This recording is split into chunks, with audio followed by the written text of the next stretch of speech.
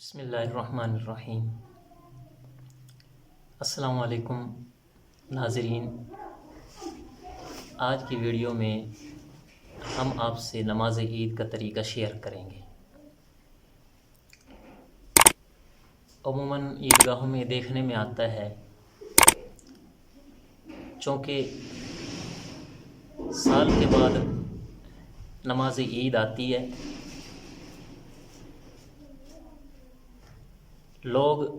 اکثر لوگ نماز عید کا طریقہ بھول جاتے ہیں۔ انہیں یہ معلوم نہیں ہوتا کہ کس تکبیر پہ ہاتھ باندھنے ہیں اور کس تکبیر پہ ہاتھ چھوڑنے ہیں، تو پھر نماز میں کھڑا کن آنکھوں سے ایک دوسرے کی طرف وہ شخص دیکھتا ہے کہ فلاں شخص نے ہاتھ باندھے ہوئے ہیں یا ہاتھ چھوڑے ہوئے ہیں، بھول جاتا ہے، عموماً اسے علم نہیں ہوتا۔ اس کے متعلق سب سے پہلا نقطہ، ایک پوائنٹ یہ یاد رکھنا چاہیے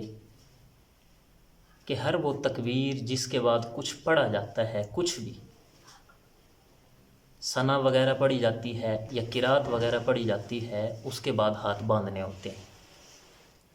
نقطہ پوائنٹ یہ ہے کہ ہر وہ تکبیر جس کے بعد کچھ پڑھا جاتا ہے،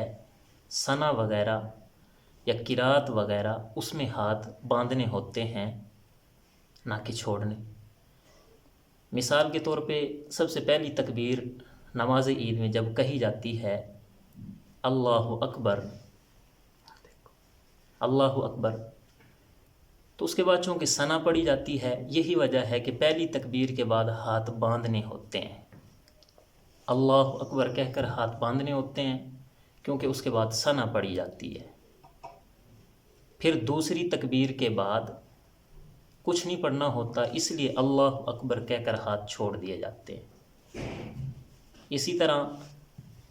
تیسری تکبیر کے بعد بھی اللہ اکبر کہہ کر ہاتھ چھوڑ دیے جاتے ہیں کیونکہ اس کے بعد کچھ نہیں پڑھا جاتا۔ چوتھی تکبیر کے بعد چونکہ قرات کرتا ہے امام،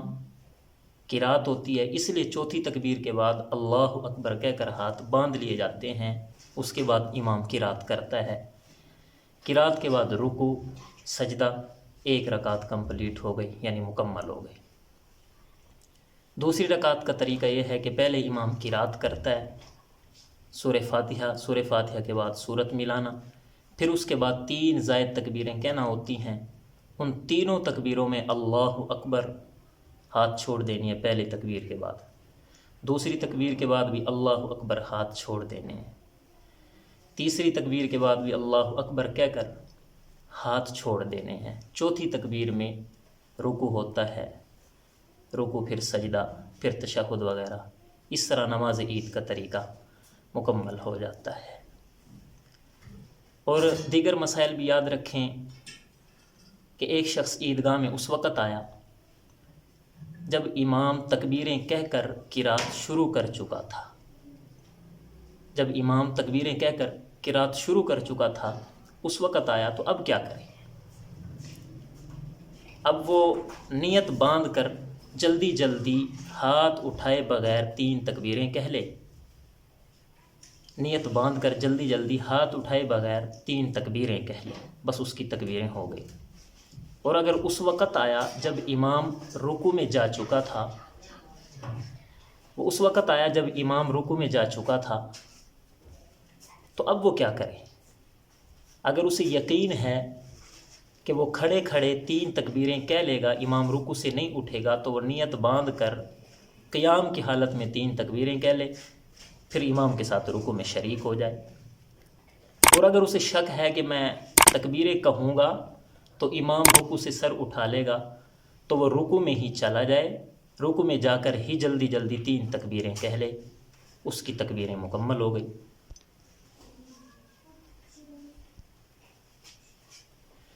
اگر یہ شک ہو کہ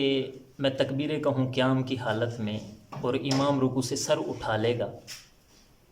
تو اس صورت میں رکوع میں چلا جائے اور رکوع میں ہی جلدی جلدی تکبیریں کہہ لے،